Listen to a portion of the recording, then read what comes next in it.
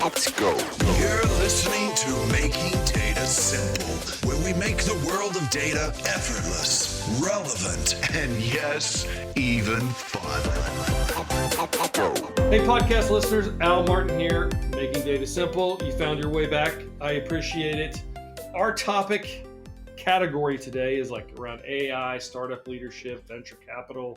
My guest is Slater Victoroff. He is the founder and CTO at Indico, and this is an enterprise AI solution for unstructured content with a focus on document understanding and process automation. Let me give you a little bit more, and then I'll turn it over to my good friend Slater. Enterprise AI solution for unstructured content. This is the Indico, the business we're talking about. He has been building machine learning solutions for startups, governments, and Fortune 100 companies for 7 years, 8 years. We'll let him correct us as we go.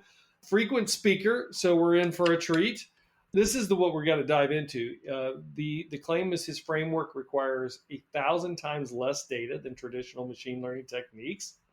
And they regularly beat the likes of AWS, Google, and Microsoft. Indico recently announced a Series B raise. Let me allow you to introduce yourself. That was great. That's exactly right. I think it was 7 years when I wrote that, and it is 8 years now. Something along that. As long as I've done anything in my life. I think it's it's just tons of fun. I'm an AI guy. I used to be the CEO. I'm the CTO today, and I just get to build these amazing systems all day, every day. And I'd love to talk more about exactly how we do it. Why'd you go from CEO to CTO? A lot of it was a change in business model. So we used to be a developer-centered company. It was an API model. We were building stuff like Alchemy API. We shifted to enterprise B2B. And, frankly, the CEO of a developer tool makes a lot of sense for the CTO of an enterprise software company. So it was a really reasonable transition to make. And we sort of did it in conjunction with that pivot and brought sort of a CEO that had some real experience on the enterprise software side in. So how long has Indico been around? A little over 8 years. We were founded in October of 2013. I was working on it before then, but that was when the official incorporation documents were filed. Did you have other startups before this, or is this the one you're all in on? Side projects, I think I would say. When I started Indico, I think I thought very much that it was, the latest in a long line of attempts. But, this was the first thing that I really kind of committed to. Well, so you've already surrounded Series A, you're already in Series B, so people are paying attention, right? It's been really, really amazing. I think it's one of those things where we've always had a history of really pushing the envelope from a technological perspective. People talk about large-scale language modeling today. We pushed our first large-scale language model into production in 2015. Back then, no one had any idea what we were doing. People didn't even have the language to discuss, the technology that we were differentiated from, right? Deep learning was so new. So the idea of coming out there and saying we're built on transfer learning, this new, better version of deep learning that solves all these problems, it was really, really tough. So it's been actually incredible to see that over the course of the last 5 years, it's gone from, I have no idea what you're talking about, this is not even a thing, to now it's just another early, exciting, high-growth industry. People get it now. When I talk about transfer learning and, learning with small amounts of data and large-scale language modeling, like people know what those things are today. And, we've continued to push the envelope and go beyond that. It's been an amazing change, to see people actually, understand our technology now. So if you could hit it again, I kind of described what Indico does, but just an overall summary of if I'm the venture capitalist here, what are you pitching to me? So the problem is unstructured data, and that is text, image, audio, documents, video, everything that doesn't fit neatly into columns and rows. Now, when you look at enterprise software really broadly, when you look at analytics applications, when you look at BI tools, right, when you look at these low-code environments, they were very much made assuming that you've got this beautiful structured data. For the longest time, you could only approach unstructured data in these extraordinarily expensive, $10 million initiatives that would solve, one very narrow document type. The technology was just not there. You had to do it in an incredibly bespoke way. Modern technology and sort of what Indico can then provide actually totally upends that notion. You can train these extremely high accuracy models with dramatically smaller amounts of data. So you can, as an individual, make, a state-of-the-art invoice model in a couple of days with a couple of hundred examples. And, that's fundamentally what we're offering, is the platform that allows you to build effectively any use case around unstructured data that you're looking to. But there are many tools out there that do handle unstructured data. What's your differentiation in the equation you just laid out? Yeah, so I mean, the key piece, right, when you talk about the historic way that you deal with unstructured data, right, they're these very narrow, extremely bespoke pieces. So you'll have, for instance, someone that can handle structured forms where you happen to know the XY location ahead of time. That's a particular area functionality. Or you'll have a company that provides OCR. For any application, OCR is 10% of the problem. You'll have companies out there that offer computer vision classification. But also in all of these cases, right, what they're fundamentally providing is these pre-trained models. So I provide to you an invoice processing model. If you want to customize it for your own data, if you want to look at invoices differently than the way I have laid out invoices, you simply can't do that. People now can buy a very small number of products that do deal with specific slices of the unstructured problem. That's true. They're incredibly expensive, very ineffective. That's why the total cost of ownership of these is kind of so crazy, right? So we dramatically reduce that total cost of ownership, and we make it so that to build out sort of a new use case, you're not spending $10 million. This is something that you can do, again, as an individual, and you can build 150 use cases, right, on your own. Why the emphasis on the small amount of data? I mean, usually we're talking about machine learning, et cetera, and the size of the data actually lends to more statistical accuracy. Is that what I want to say? In terms of, putting a ton of data in so that you can get well, let me put it this way. Usually we're talking about machine learning tactics that can handle more data rather than less, so that they're more accurate in detail. I don't think that's correct. I don't think there's any ML model on the planet that is, limited in the amount of data that it can consume. We are only limited in the amount of data that we can provide. And the thing that people don't realize is that the amount of data that you require for statistical significance is dramatically different than the amount of data that is required by an actual ML model. That's where the 200 data point requirement as sort of the floor comes, right? That's what you need approximately. There's asterisks for any particular use case to get a statistically valid sample. Now, regardless of the size of the universe of data, right, and this is, an important, very foundational finding in statistics, the size of data sample you need does not change. That represents a distribution to a particular precision, regardless of the size of the overall population. Your technology uniquely outlines the minimal amount of data that you would need to drive the high accuracy of modeling that you're trying to get to. Does that make sense? The way that I would typically frame the usual trade-off, right? And I think the question is like how we get around the usual trade-off. What makes this so different? And let's just use Twitter sentiment as an example. It's a reasonable one.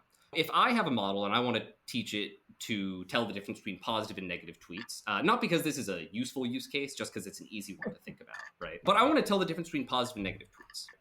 There are a couple of different ways I can approach this, but the traditional machine learning way is to say, I'm going to label just a huge river of these tweets, right, for positive and negative. And then I'm going to present that to sort of a very naive model and have it eventually learn the statistical patterns that say this is what makes it positive, this is what makes it negative. They assume you're starting from zero. The analogy here is that model has no basic understanding. It does not speak English. So the analogy I always give here, right, is imagine two tasks. Imagine one where you've already learned Twitter sentiment analysis.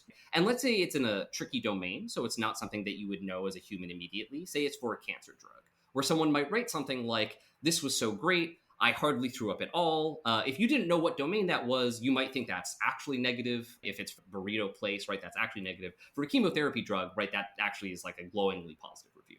So you've got to learn a little bit. So you need some sample of data to really make sure that you've got it right, So that's kind of the 200 examples.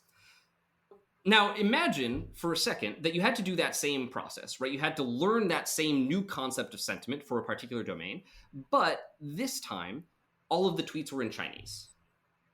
And suddenly think, okay, how many data samples would you need to figure that out? Mm-hmm. And as humans, we're pretty smart. We're pretty good pattern matchers. So at a certain point, right, you'd eventually see enough tweets. If you saw, okay, this one's positive, this one's negative, you could eventually figure it out. But you're talking hundreds of thousands of tweets because you don't just have to learn what's positive and what's negative to me. You have to learn Chinese. That's the analogy that I use very much here. So the idea is that what we're doing is showing up with models that already have basic knowledge. Importantly, it is basic foundational knowledge. I say, it's not a doctor. It's not a lawyer. It just speaks English. But because it speaks English, that allows it to learn these downstream tasks with radically less data than is typically required. In fact, it means that you are bound not by, the amount of data or the data hungriness, especially of these modern models. You are bound by the statistical efficacy of that technique, which, there is absolutely a limit there, right? Like you cannot test something appropriately with 30 data points, right? And I don't care how well it works. At some point, you're going to hit, like you say, statistical irrelevancy. Mm-hmm. Oh, yeah, absolutely. Like for instance, in a classification task, I think this is the most common case, right? Is that if you take a random sample of 200 data points and you've got a class that is so rare that it only occurs 1 in 1,000 times, well, that's actually a place where you change what you need for statistical validity, right? You actually need a base level of number of observations of that. So, and that's where things actually start to get a little bit tricky, where you've got these rare classes, where you've got really spread distributions, where you have to think, very differently about how you do your sampling. What use cases is Indico most directly involved with? I mean, what's your themes? Yeah, I mean, document processing is, obviously huge for us. That's a really big set of use cases today. I would say we tend to orient ourselves around 3 main pillars. So that's automation, analytics, and applications. So automation, again, I think that makes sense. We'll, probably talk intelligent automation a little bit, but that's where you've got someone processing contracts, you've got someone processing titles or deed documents, any time where you've got some unstructured document that you need to turn into a structured payload. And you've got people doing that, and you want to do it more effectively, more accurately, more quickly. Analytics, I think that's, kind of very straightforward. You've got some text, right? You've got some documents. You want to understand what's in there, and you want to do it in kind of a way that's specific to your organization. You've pretty much covered everything, though, haven't you, with automation, analytics, and document processing? The important thing is that those are the application areas. We're not building those 3 things. We don't have an RPA product, is that we are generating inputs for RPA products. You're absolutely right. We could not build those 3 things. It's just that those are the areas that we plug into and sort of the vendors that we've got really rich partnerships with, sort of downstream systems. How did you get to that point, though? I mean, that's the reason I ask is because it's pretty broad. To you to have models to kick off, I mean, that's, so you've got to have some kind of use cases within each one of those areas that are somewhat consistent, maybe? Yes, but the consistency that's really important to recognize is the unstructured data aspect.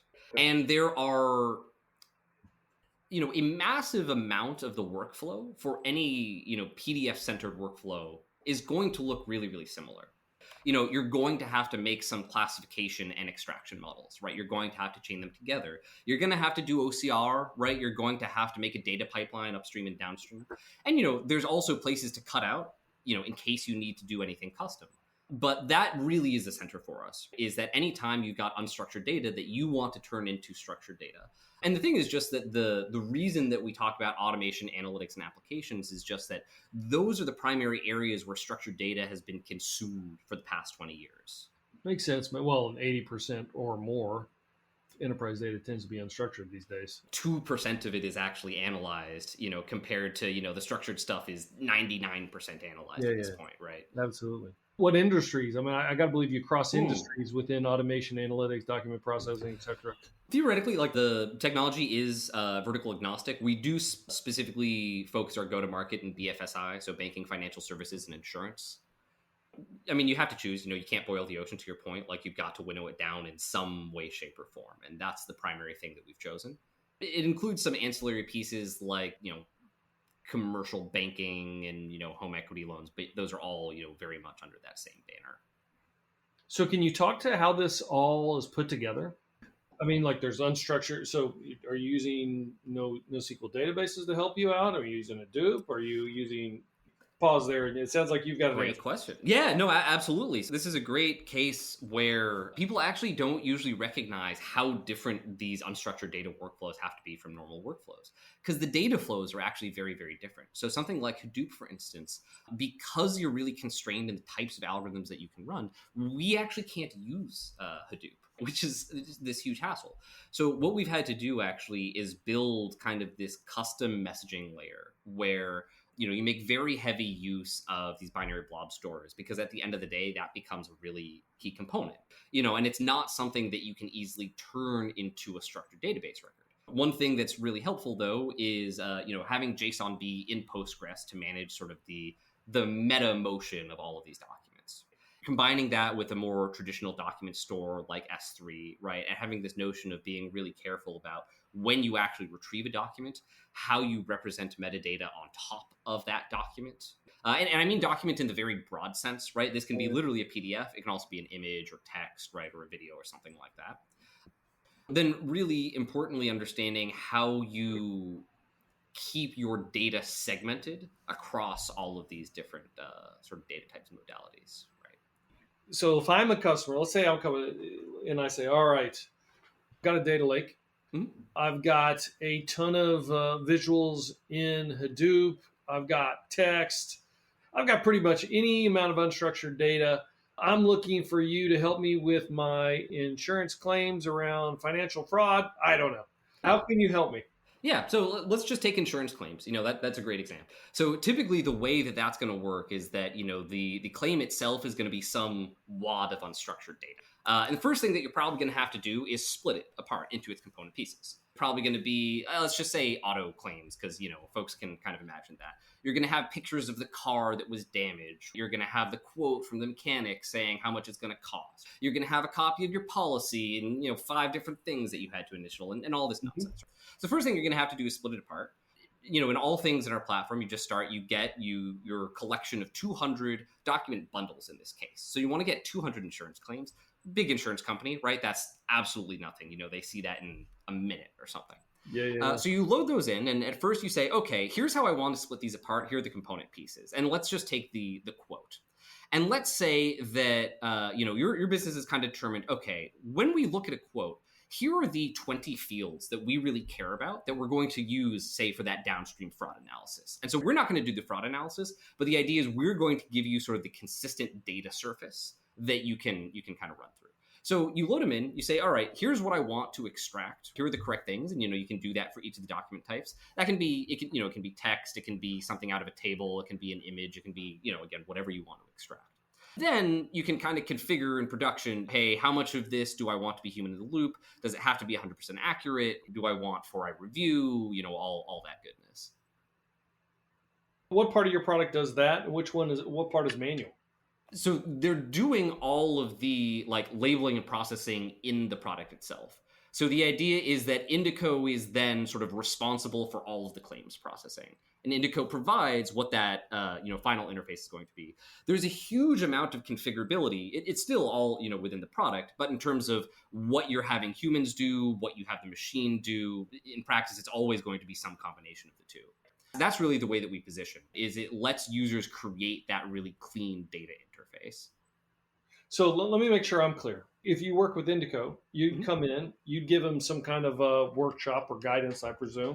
We need to look at the quotes first. So you get the quotes, you run it through your system. I don't know if you throw it in a database or not, or do you clean it up? Is there any clean? It all happens automatically. So the user does not have to think about it at all. They just load it in. But yeah, there's a bunch of complicated stuff happening on the back end for sure. Load it in. And then once you get it in, are you making it structured or semi-structured at that point? Or are you keeping it unstructured? Keeping it unstructured. Once it's loaded in, it is still unstructured. One of the things that we recognize really critically, there is no one correct way to structure a document. Different people want different information. Different people group the information differently. That's not a limitation of AI. It's just a fundamentally, there are different use cases. Geico and State Farm are going to have 2 different fraud processes, and they should have 2 different fraud processes. There's no world where they use the same fraud process. Mm-hmm. Right? What's the connection then? Typically, if you have structured data, it makes it much more easy for me. Exactly. That's why you suggest, hey, but the key difference here is unstructured. So what are you doing differently? How do you make that leap? On the technology side, right, it's obviously a lot of deep learning tech. But the key thing is that you load the document in and you force them to capture the information they want in a structured way. They're doing this often today. If you think about, data entry applications, that's a pretty common thing, or even just, opening up Excel and trying to type something into a couple of consistent columns. But you do that within our product. And then by doing that within our product, every time you do that, every time you capture that structured information, we've got this AI in the background that is learning a little bit about your process. It's understanding a little bit more and a little bit more. And as you go through, it will automatically sort of pop up and say, okay, I understand what you're trying to do. Let me start to help now. And it kind of takes on a progressively larger and larger portion of the load as time goes on. So, but let me make sure it's clear. That's where I get a little confused. So Yeah. you're throwing it in unstructured, you're keeping Yes. it unstructured, but the way the data is entered, there is some structure to it to allow the machine learning models to learn as you go. Yeah. So the idea is that the user is mapping the unstructured to the structured, and then the AI is learning to do that unstructured to structured mapping on its own. And then you could take different elements, like like you went through the example that we provided, fraud. You could do claims, you could do quotes, you could anyway. Exactly. And it's just, at any time where you've got an unstructured river of data coming in that's highly variable, and you want this really clean, structured output. And there's a lot of cases where you've got that, and that's kind of where our responsibilities start and end. As an Indico, as a company, how much is the product handling? How much do you provide services for to make the connections that you're mentioning, and how much is on the customer? Yeah, so the key is that a huge amount of it is product oriented, right? I think most folks in the space, that's the other piece, very, very services oriented. I think most folks, again, like Deloitte will show up and solve your invoice problem for $10 million. They've been doing that for 20 years, and they'll probably continue to do it, well, hopefully not for too much longer. We offer almost zero services. We do offer a very small amount of services. Basically, we think that for success in automation and unstructured data broadly, you need kind of a subject matter expert, a process owner, and a software architect, and potentially a data science persona as well. So you kind of need those 4 folks in place. The organizations all have those 4 folks. Obviously, they need to do things productively, but sometimes, they need a little help getting there. Sometimes they need us as a stopgap for a couple of months as they're getting their, automation practice set up or something along those lines. So we do some stopgap services there. The product makes things radically easier for the customer. The customer puts, then has control over everything that they do. The customer then becomes self-sufficient, really is the idea, so the customer then uses the product to do, 100% of what they do. And, we want to keep making the product better and better to make things easier and easier for the customer. But, it's 90% the customer using our product to do their own stuff, and 10% us either doing stopgap services or just, consulting with them when they run into some issues. So let me see if I can summarize it. So basically, identify the use case around structure, one way or another. I mean, it could be different industries, but around structured data, you refine or confine, whatever you want to say, the use case. You bring in 4 personas. I presume they do some training on the product. Yeah, there's a workshop usually. Yeah, there's a workshop they do. And then it's a kind of a, I don't know if this is the right term, but it's a load and go. But yeah, that's exactly the idea, right? And, it never goes so easy the first time around. So often we'll, we'll be in the co-pilot seat as we build out the first use case, or we'll do like a POC that we can hand over to them that they can learn from. But yeah, I mean, that's exactly the idea. I think we're always working on making our training better so it can be hands-off, totally self-directed.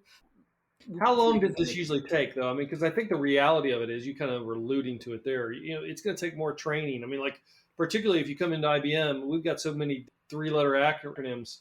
You can throw off a model immediately. So I got to believe its feedback loop continues there on afterwards.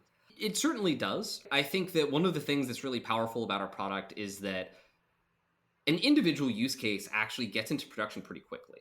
So I would say that, you can usually get a functional model that is giving you a sense that, like, yeah, this is going where we want it to at the end of the first day. You can get something that's like good enough to demo to management at the end of the first week.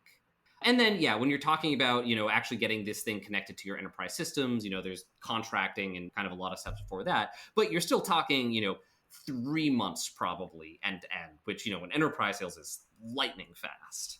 One of the things that's really amazing, though, is that process gets faster and faster for each successive use case. And you actually start to be able to parallelize them really effectively, because it's actually so much faster to build sort of the initial models out, where the AI almost becomes the easy part. And actually the harder part is then getting through the approvals and actually getting everything plugged in for production. How do you keep the models from becoming stale? I mean, you probably know this better than anybody. Oh, yeah. You throw a lot into production, and they say that, 50% of the models usually go stale before you even get value out of them. Success rates that we see, and importantly, success rates rated by, like, do they deliver ongoing production value? Because I think that's really what success is. It's something like 11% for the industry.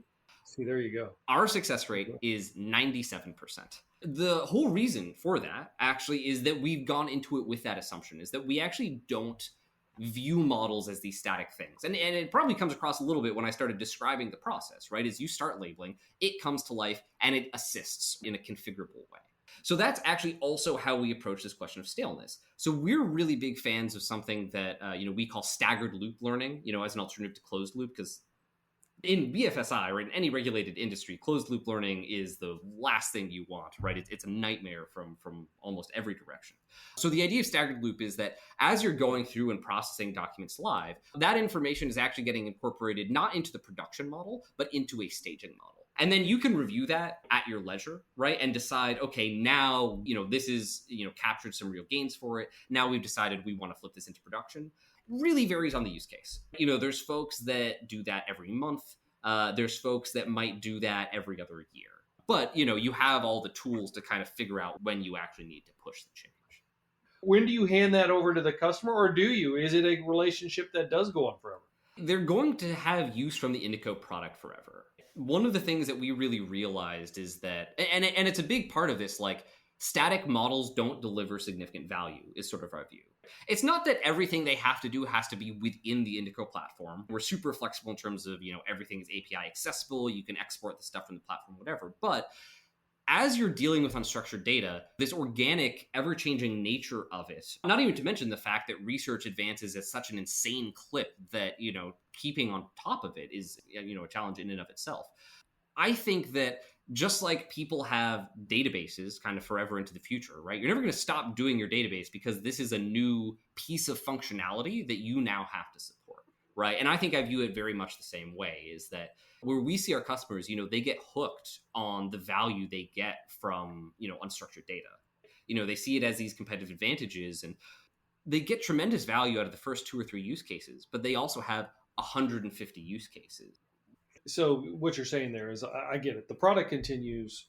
There's no need for services. You enable the customers to take that and those personas that we talked about earlier to take this and go where they want to go with it over time, using your product and continue to leverage that said product. That's exactly right. And, we're not going to force anyone to do anything, right? Like theoretically you can cut out when you like, but as you've recognized, there's a really but big so let me double click then. Are they, are this in Python notebooks that they can maintain? How does that work?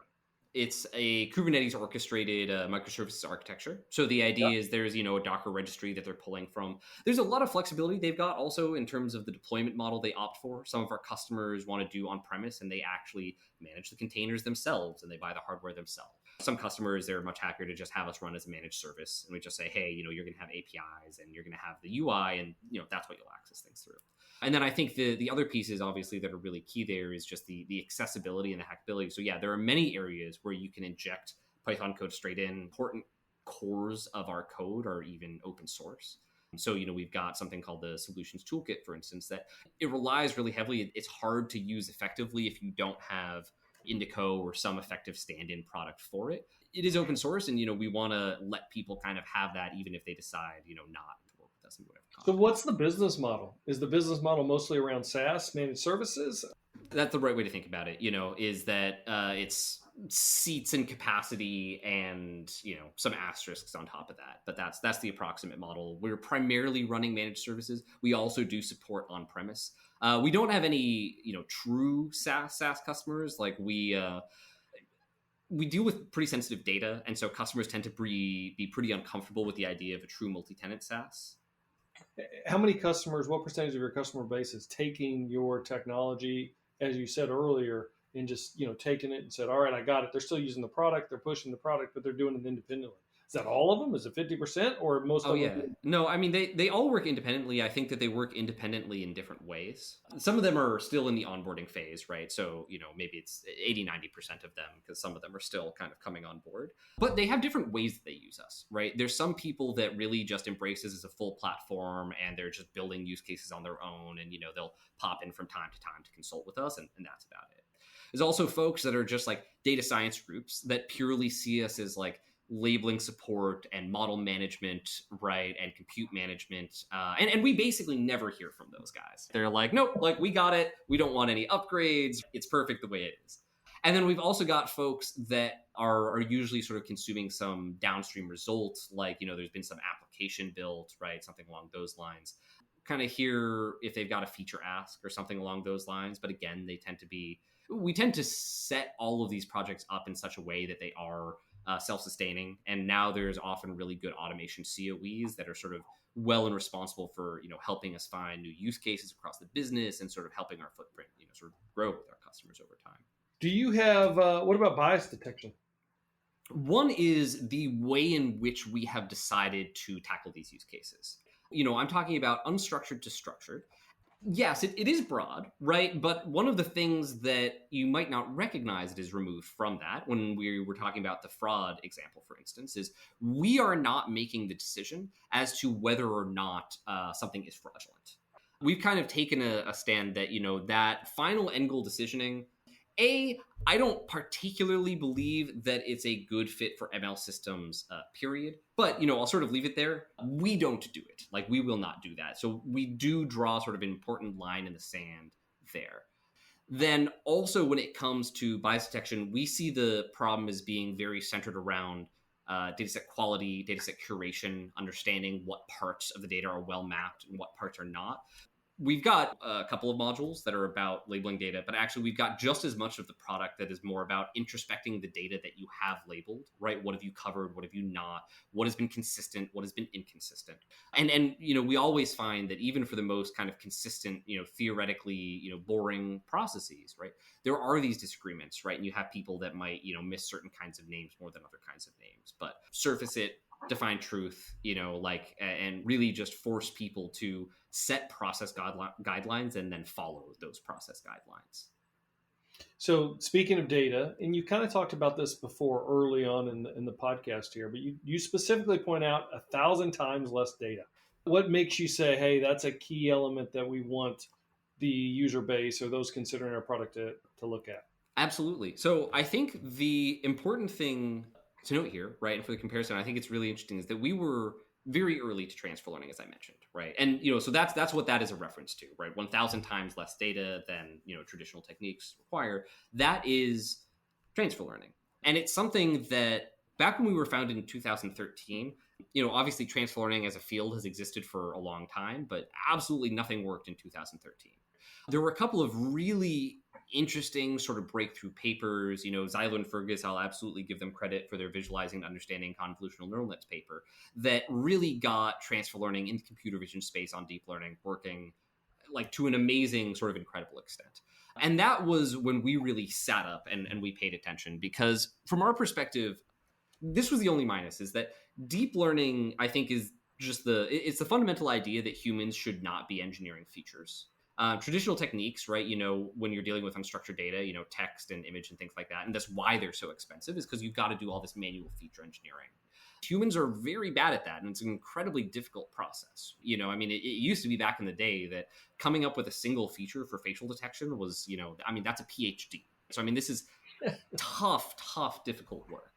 And deep learning is the idea that, no, you shouldn't do that. People are bad at this, and let's have the model do it. So, that's why you get these incredible accuracies with these deep learning techniques. But at the time, we're talking AlexNet, we're talking ImageNet, where you got a million examples. And so this we really saw as, this is the fundamental issue with deep learning, is that when you're talking about invoices, right, when you're talking about NDAs, there may not be a million distinct NDAs in the world.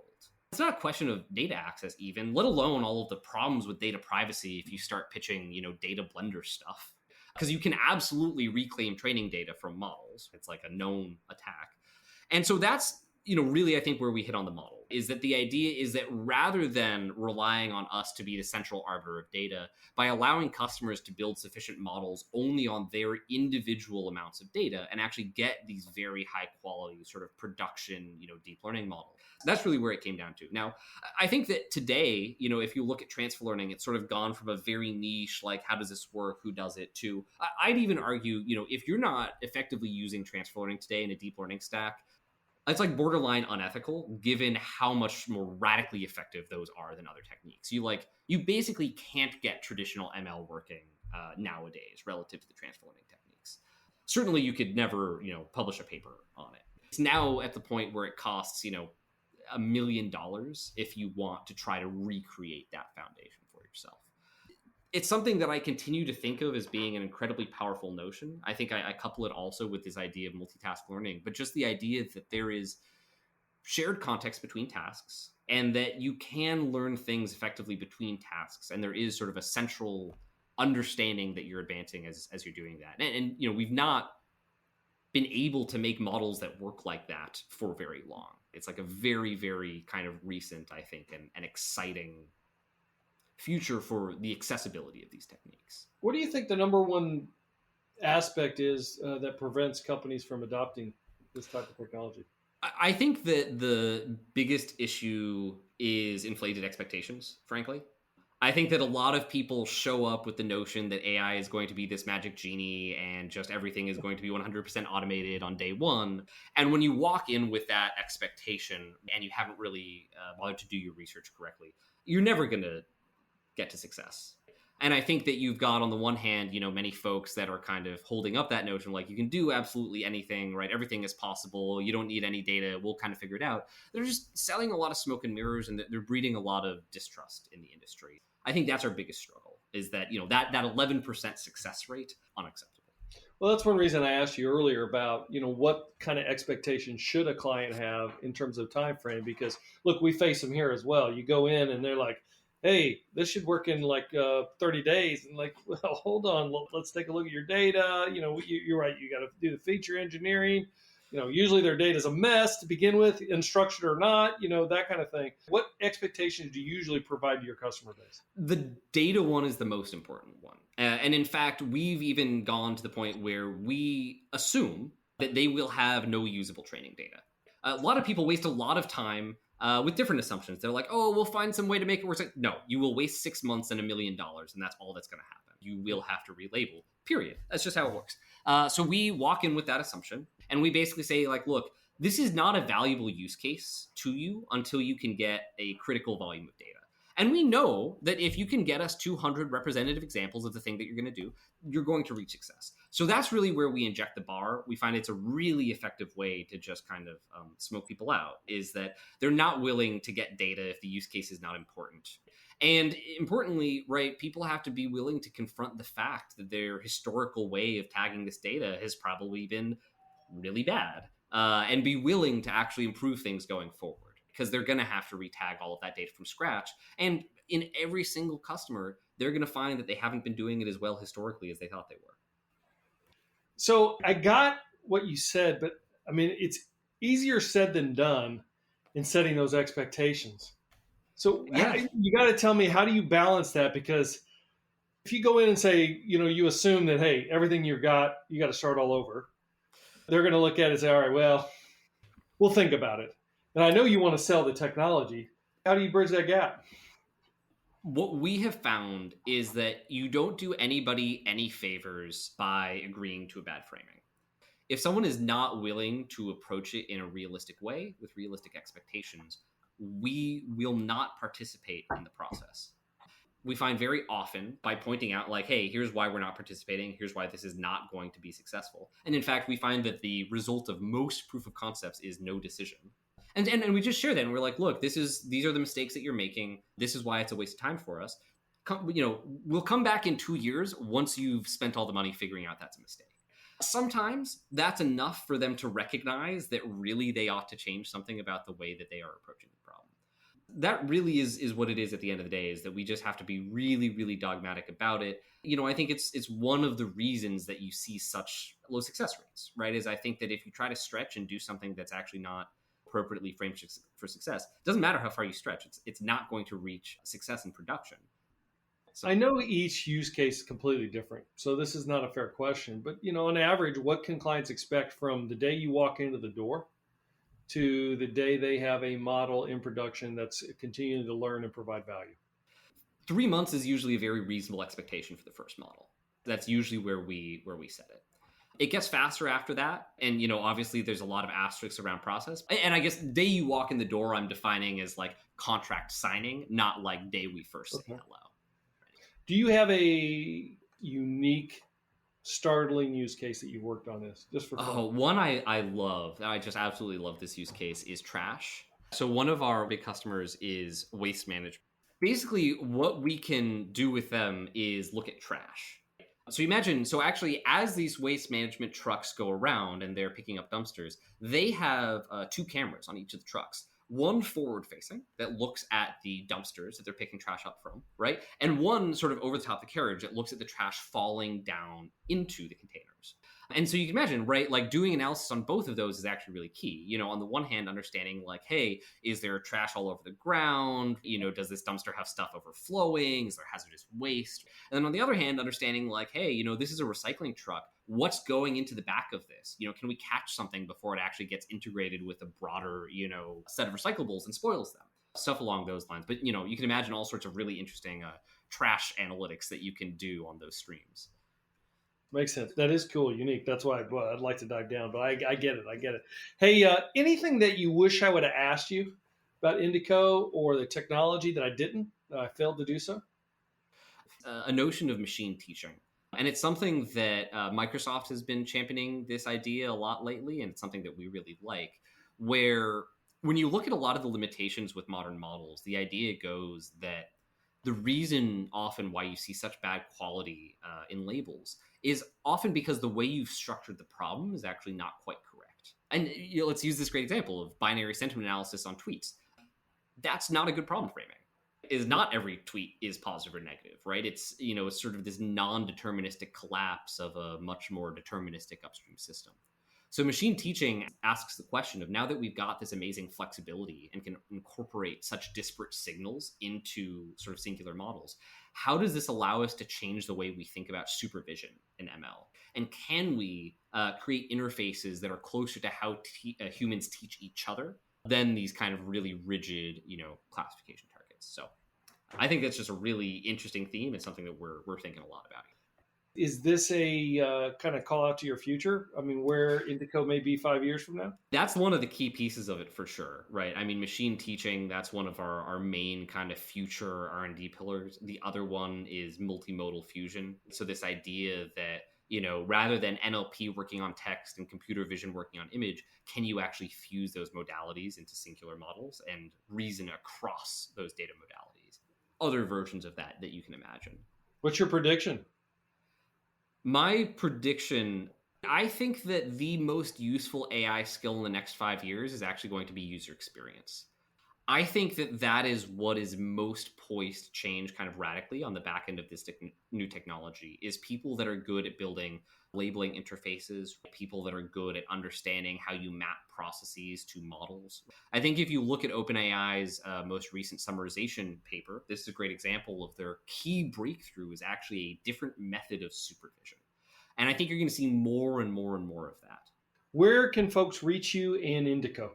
So you can reach me at slater.website, which I was very lucky to grab. Reach out at Twitter. And Indico is indicodata.ai.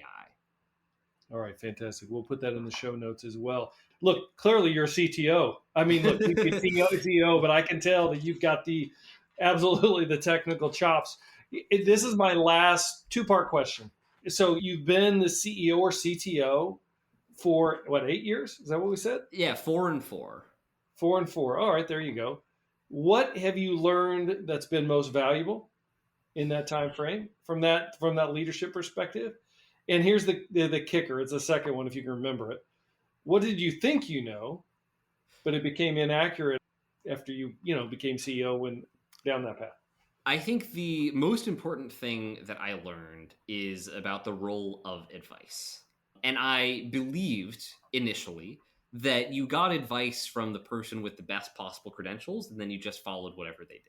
I learned that this is not correct, and that not only are credentials like highly nonlinear, but if someone knew how to build your business, they would build your business.